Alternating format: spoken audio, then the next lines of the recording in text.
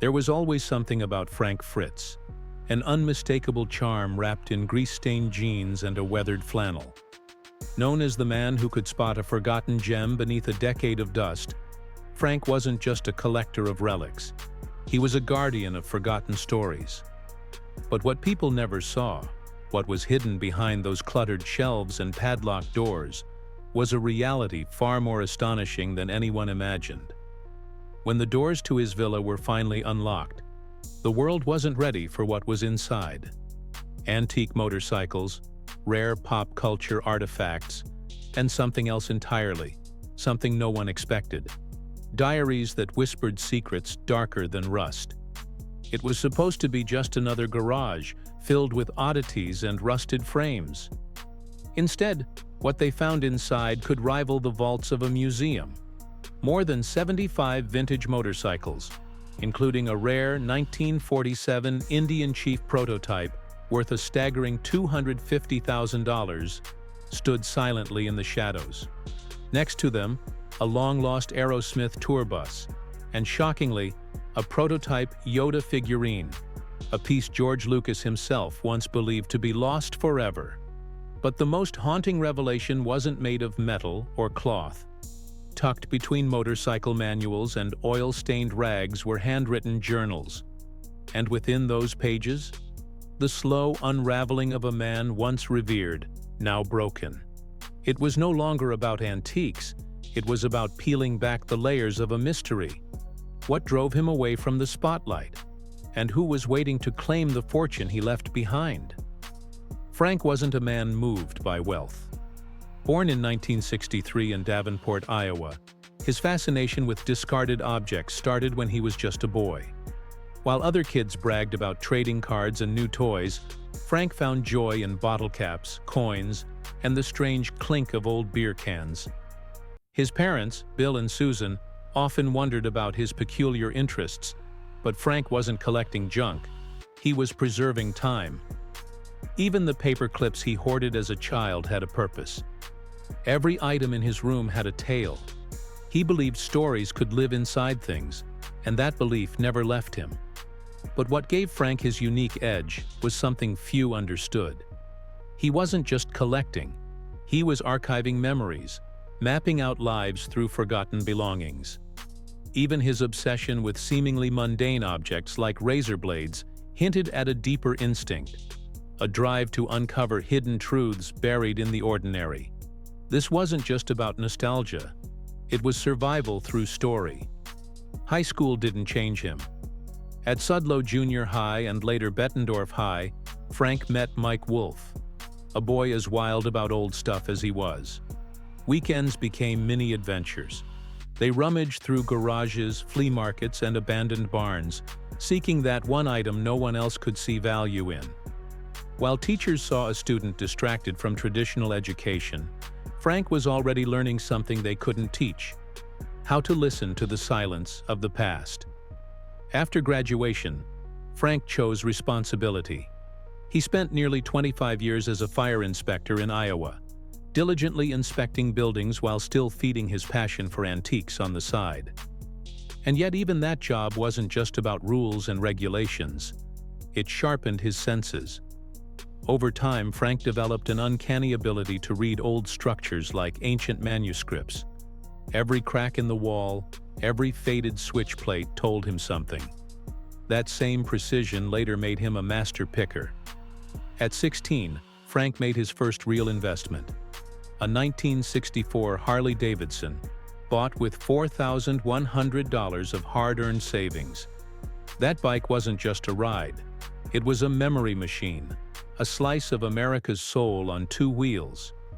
He scraped together funds through jobs at Coast to Coast Hardware and other local businesses, all to fuel his collection. That collection eventually ballooned to over 100 rare motorcycles, stored meticulously in a specially built warehouse. And each year, like clockwork, he rode into the Sturgis Motorcycle Rally in South Dakota, an unspoken legend among fellow riders. But the true magic was in how Frank saw the world. Where most saw clutter, he saw history. He called it the picker's eye. the rare ability to recognize value in the overlooked. From dusty basements to collapsed barns, he cataloged treasures with methodical precision. This wasn't luck. It was intuition honed over decades. He wasn't gambling when he picked up a forgotten toy or a cracked sign. He was calculating, relying on an inner map built from years of exploration. Every antique he picked up carried echoes of a forgotten era, and Frank became their quiet translator. He was both detective and storyteller, piecing together the lives of people through the possessions they left behind. What most would toss, he revered. One pivotal moment came when he bought a seemingly trivial item for $15 and sold it for $475. That single transaction shifted something inside him. It wasn't about profit, it was validation. Proof that this wasn't just a quirky obsession, it was a calling. In 2002, Frank walked away from the stability of his fire inspector career and opened Frank's Finds in Savannah, Illinois. The store wasn't polished. It was raw and chaotic, with creaky floors and a scent of aged wood and old leather. Housed inside a former opera house, it looked more like a forgotten time capsule than a commercial space. But that was the beauty of it. To Frank, every item on the shelf was a character in an ongoing play. People who stepped inside weren't just shopping, they were traveling. While Frank immersed himself in the comfort of his cluttered world, Mike Wolfe had other plans. He envisioned their journeys as a show, something bigger than road trips and backroom bargains. Frank hesitated. He loved the certainty of his shop, the silence, the stories. But then something unexpected happened. A small pin he bought from students for $115 later sold for $1,450. It was a rush, a revelation. This wasn't just a win, it was the universe nudging him forward. So Frank packed up, said goodbye to his opera house sanctuary, and climbed into the truck with Mike.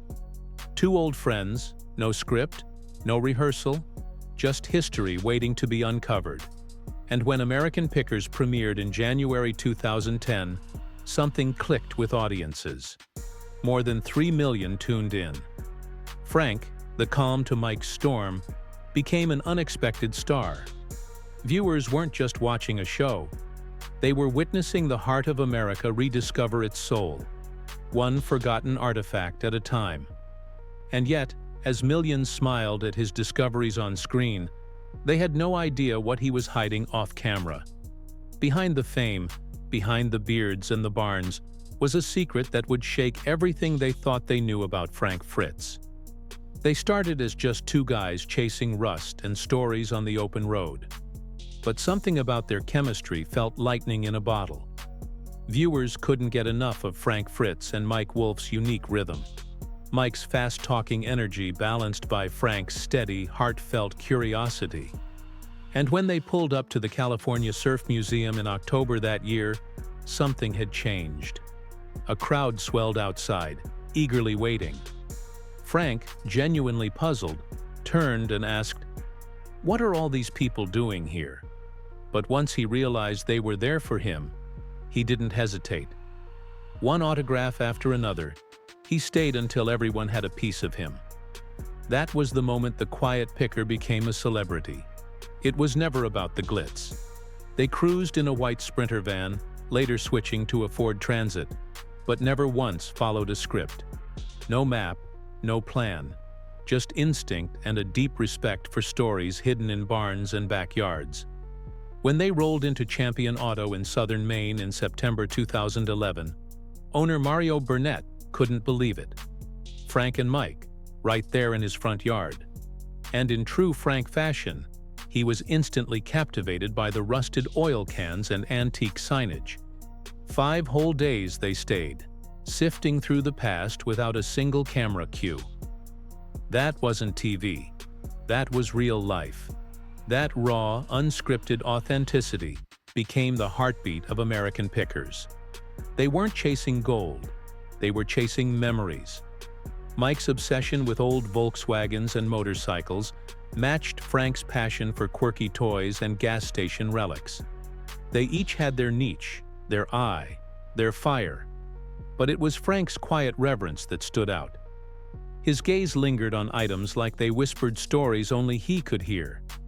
It made people feel something nostalgic, something personal. He wasn't just collecting things, he was collecting connections. And that energy reached millions. In just 8 months, a single episode drew 5.3 million viewers. Frank, the dreamer with a warm laugh and kind eyes, had officially arrived. Mike once called Frank a dreamer, sensitive, funny, and thoughtful. And audiences saw that. Some were drawn to his measured calm, others to Mike's quick calls. But it was the contrast that made it work. They weren't polished. They were human.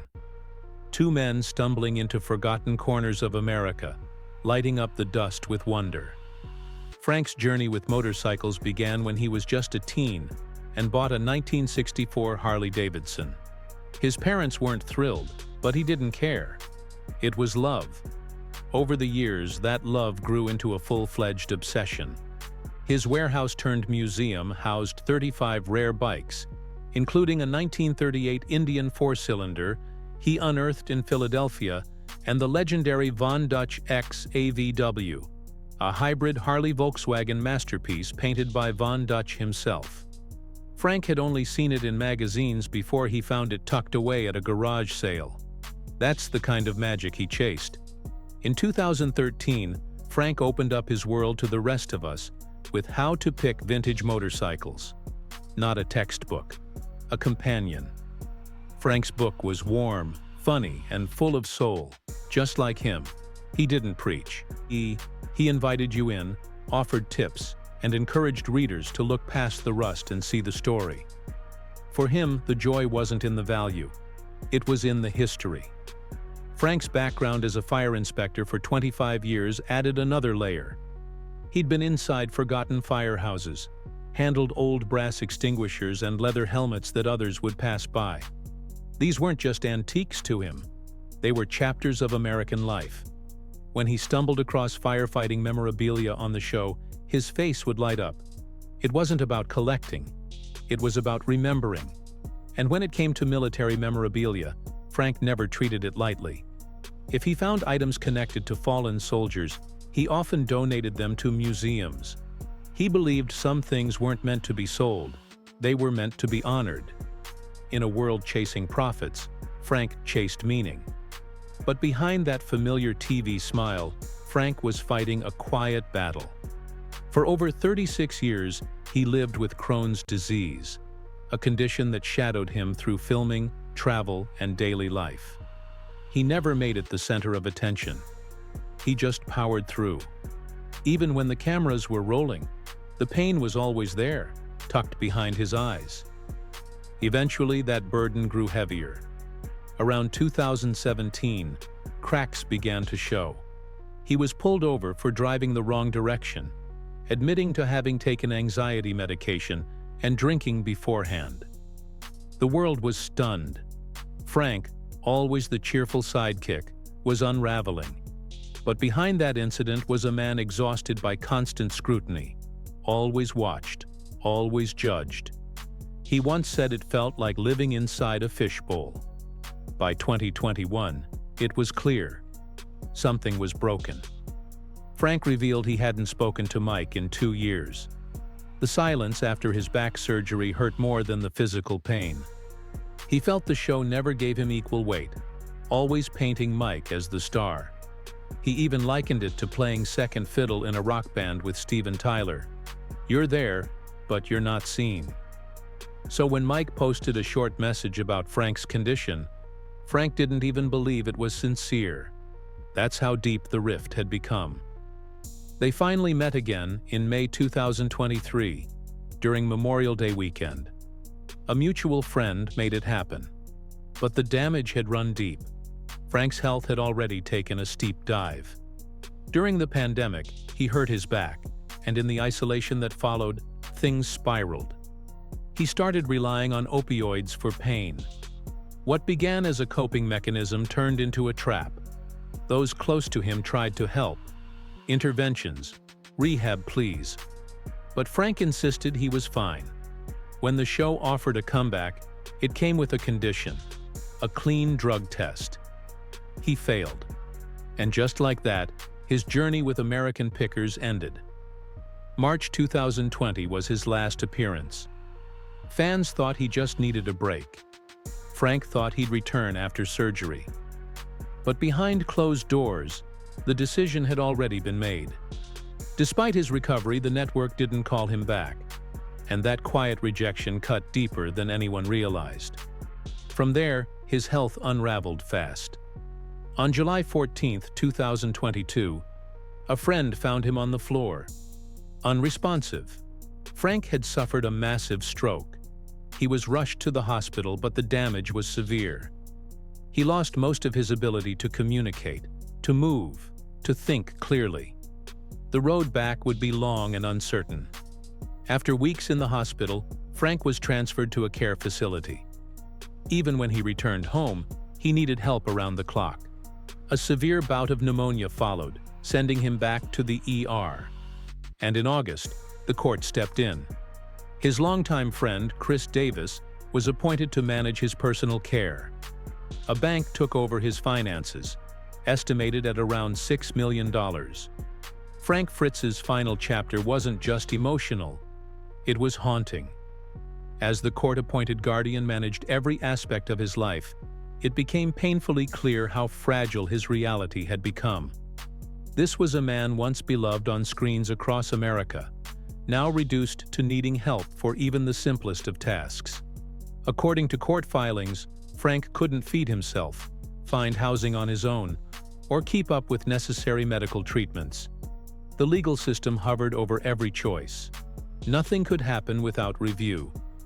The judge monitored things annually, but the everyday pressure fell squarely on Frank's caretakers. And behind those court documents lay the chilling truth. Without help, Frank's condition posed a threat to his very survival. Even with a career that once brought in millions from American Pickers, Frank's finances unraveled faster than anyone imagined. His medical care alone cost upwards of $30,000 per month, totaling over $350,000 each year. But his passive income from investments only yielded about $60,000 annually. That glaring gap created a desperate financial imbalance. Round-the-clock nursing, specialized equipment, and advanced therapies for Crohn's and COPD devoured what savings he had left. It was too much for one man to handle, his longtime friend Jerry Jandro admitted. We were already talking about auctioning off his collectibles just to stay afloat. And yet, even as his health slipped away, the most gut-wrenching part was watching him understand it all. Jerry recounted heartbreaking visits. Frank lying still, one side of his body paralyzed, unable to move his arm. He'd try to lift it, but it would just fall. He knew he was trapped in his own body, Jerry said softly. He couldn't talk like before. He couldn't joke. He couldn't fix things. And worst of all, he couldn't fight anymore. Jerry feared Frank had lost the will to continue. Sometimes when people are too tired, he whispered, they just let go. But while fans marveled at Frank's discoveries, behind the scenes, trouble brewed. In February 2025, Frank's father, William "Bill" Fritz, filed a lawsuit claiming the 2023 will was forged. The entire $6 million estate had been left to friends and caretakers, excluding him. Bill argued Frank wasn't mentally competent post-stroke in 2022 and that he'd been unfairly pushed away. A jury trial is underway. Frank's life was a mix of grit and glory. He owned restored classic cars, vintage watches, antique properties, and partial stakes in memorabilia ventures. But more than assets, he left behind a legacy, one that proved forgotten things still hold priceless meaning. Frank's story is a reminder that wealth can be fleeting, but a legacy, built on memories, grit, and love for the forgotten, can last forever. What would you do if you uncovered a hidden collection like Frank's? Let us know in the comments. Hit like if you admire Frank's journey and don't forget to subscribe. We'll see you next time.